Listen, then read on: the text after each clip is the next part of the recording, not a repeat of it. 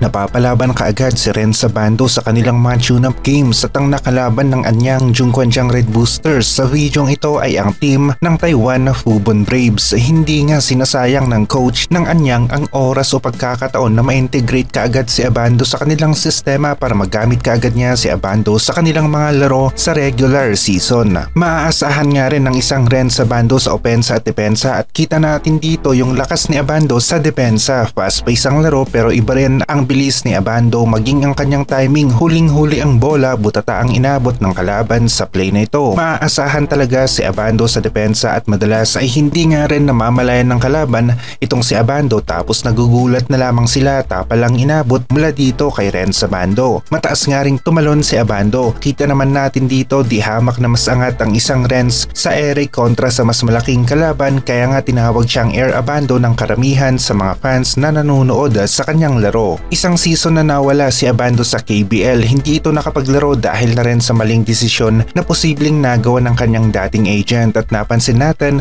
na nagpalit nga si Abando ng agent ngayon. Last season hindi ito nag-renew ng kontrata sa team ng anyang at ang naging problema hindi tiniyak ng kanyang kampo o yung kanyang dating agent ang bagong offer sa kanya sa Japan at hindi ito natuloy kaya 1 year nga rin ang lumipas na walang Abando sa hardcourt. Buti na lang at meron itong mga short stint sa team ng Strong Group Pilipinas. Para naman sa isang Korean basketball fan page na palaging updated nga rin sa KBL ay nasabi niya sa isa niyang post na posibleng hindi na kasing galing ang laro ni Abando noon ang maipapakita niya ngayon dahil nga sa isang season na nahinto sa paglalaro ng basketball si Abando pero ang nakikita naman natin posible nga ito dahil mag-a-adjust pa lamang si Abando sa bagong coach at bagong players pero ang maganda sa ginawa ni Abando hindi ito huminto sa pagpapakondisyon ng kanyang katawan. Maasahan nga natin ang isang Abando sa depensa dahil sa kanyang pagiging athletic, mabilis, mataas tumalon at merong magandang timing. Sa opensa naman merong bilis si Abando na kanyang nagagamit at nagagawa nga rin niyang maiwanan ang depensa ng kalaban. Kita natin na nakakalusot si Abando sa depensa ng kalaban,